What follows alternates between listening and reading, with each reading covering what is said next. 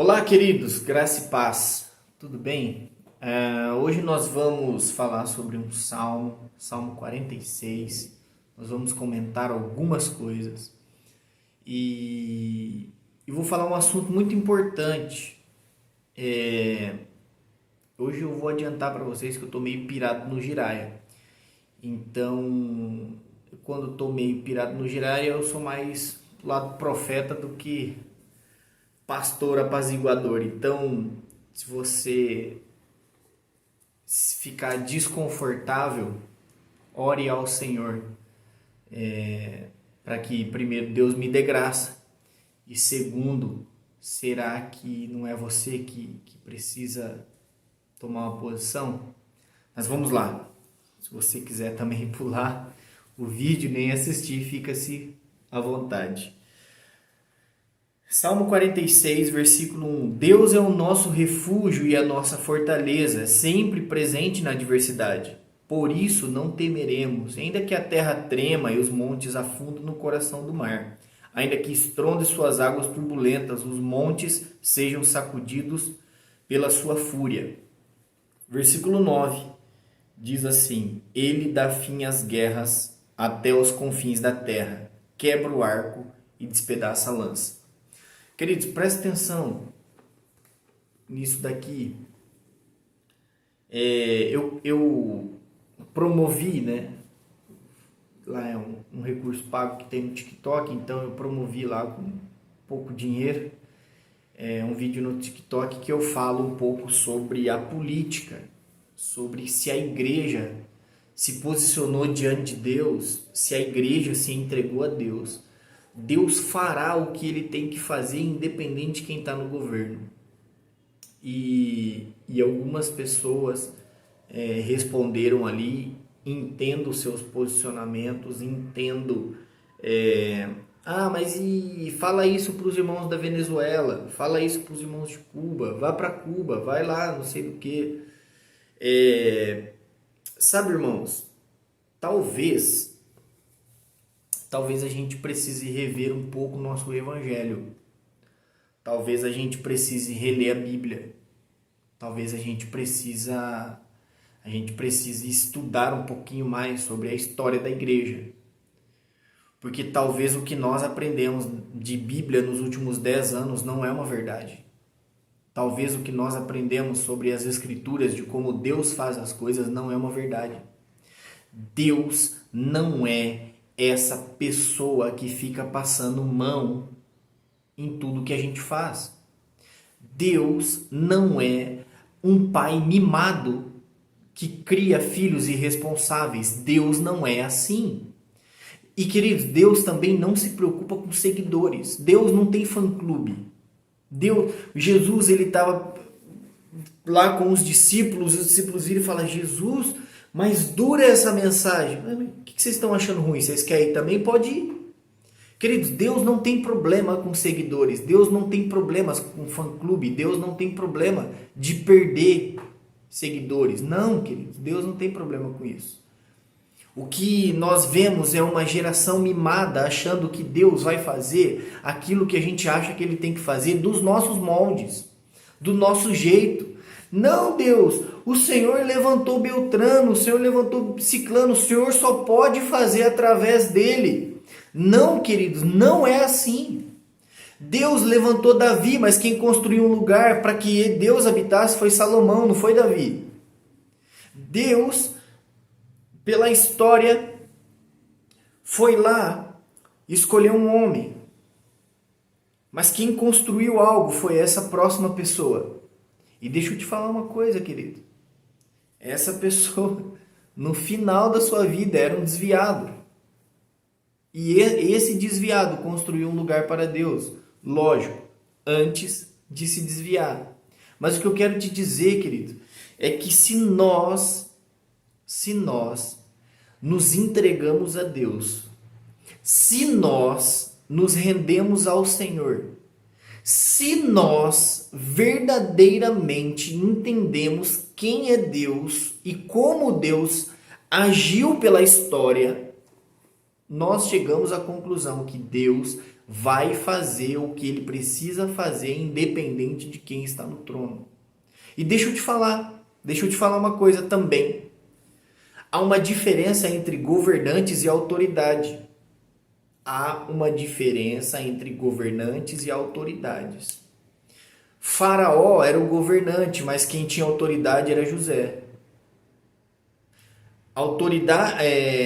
Herodes, na época de Jesus, era o governante, mas a autoridade era Cristo. Nós vemos diversos relatos esses na Bíblia. Então, toda a autoridade é instituída por Deus, não é governantes, é autoridades. Mas isso serve para outro dia, outra discussão. Então, Deus, querido, é o nosso refúgio, a nossa fortaleza. Querido, para que nós precisamos de refúgio e fortaleza? Para que nós precisamos estar refugiados? Por causa de guerra. Nós não precisamos de refúgio, nós não precisamos estar em fortaleza se tudo estiver bem. Nós não precisamos estar no lugar escondido se tudo estiver bem. Não, mas Deus é o nosso refúgio e porque Ele é o nosso refúgio, nós não temeremos, porque Ele é o nosso refúgio. Sim, querido. Olha só o que ele fala, por mais que a terra trema, os mares, tudo comece a acontecer, nós não temeremos, porque Ele é o nosso refúgio. Eu tenho um devocional já que eu falo sobre Deus ser o nosso refúgio, não vou lembrar qual que é, então nem prometo colocar aqui, mas eu já tratei disso. Outra coisa, versículo 9, é Ele quem dá fim às guerras até os confins da terra, quebra o arco e despedaça a lança. Querido, se Ele dá fim à guerra, é porque está tendo guerra. Se Ele é quem põe fim às guerras, é porque as guerras estão acontecendo. Então pare de achar que, não, Deus perdeu o controle, tudo que está acontecendo Não, querido, pelo amor de Deus. Meu Deus do céu, o que faz nos pensar que nós não passaremos por tribulação? O que nos faz pensar que nós somos melhores do que os nossos irmãos que estão morrendo do outro lado do mundo, sendo perseguidos? O que nos leva a pensar que nós somos melhores do que os irmãos que vieram no passado e se entregaram? Tantos irmãos, leia a história, meu irmão. John Hus foi colocado numa fogueira. Os apóstolos, os discípulos, cerrados ao meio, crucificados de ponta cabeça cortada. Mas não, a nossa geração bonitinha, Deus é amor. Não, os cristãos não podem ser perseguidos. Deus tem que cuidar.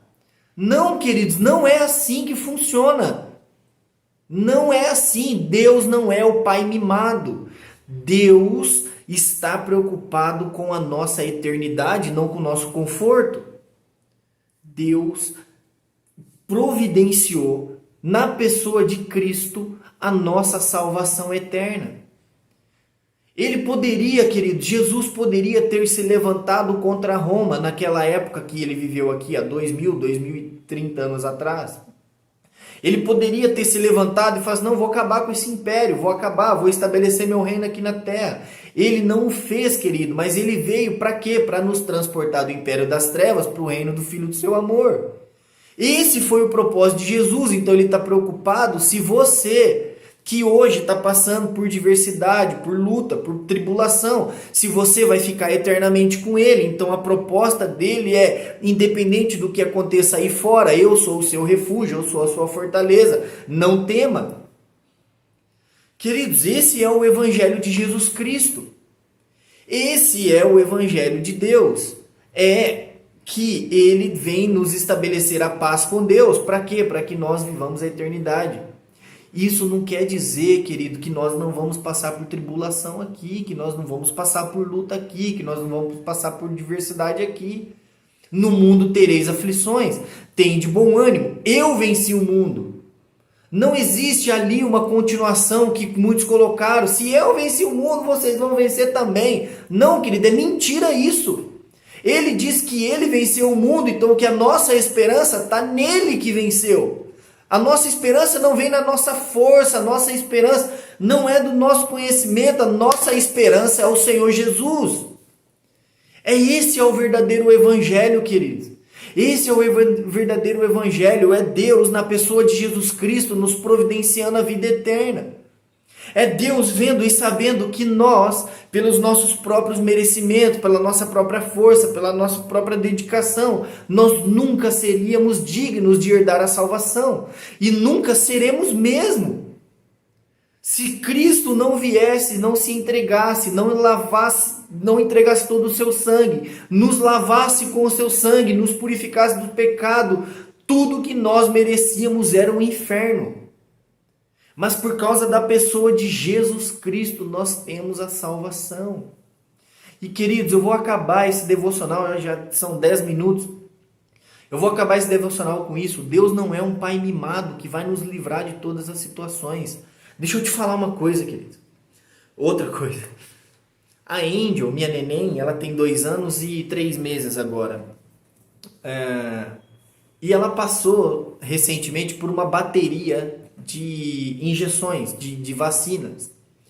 Cada mês era uma vacina que você dava na coxinha dela, que é intramuscular, e chorava, dava febre. Sabe, querido, que se você olhar, o Rodrigo é um pai muito mau. De pegar a sua filha que está com saúde, que está bonitinha, que está lá brincando, levar num lugar e tomar uma injeção, e agora ela fica dodói, e fica com febre, e tem que tomar remédio. Que pai ruim é esse? Mas deixa eu te falar, querido, sabe por que nós fazemos isso? Porque isso está gerando anticorpos para que quando essa doença bater, não tenha reação no corpo dela. Então, quando o Pai Celestial permite-nos passar por tribulações, por lutas, por adversidades, é o Pai imprimindo em nós anticorpos celestiais para que nós possamos resistir às tentações. Sim, queridos, isso não faz Deus de um Deus mau. Não, ele faz dele um Pai preocupado e não um Pai mimador de te livrar de todas as situações. Então, queridos, em nome de Jesus Cristo, se submeta a Deus, querido, e creia na sabedoria dele. Creia que ele é Senhor, creia que ele está no trono e ele governa todas as coisas. Salmo 24, do Senhor é a terra e tudo que nela há. O Senhor não perdeu o controle, querido. O Senhor não perdeu o controle de nada. Tudo está nas suas mãos. Mas Deus não fará do nosso jeito. Deus não fará segundo o nosso entendimento. Deus não fará as coisas para nos mimar.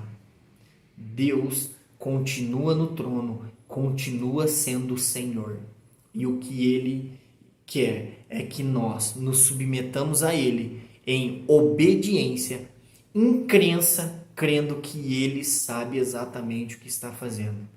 Sabe, queridos, é nesse lugar que o Senhor quer nos levar. Então, que Deus nos ajude em nome de Jesus. Que Deus te abençoe. Tenha um excelente final de semana, queridos. Que Deus te abençoe e Deus me abençoe em nome de Jesus.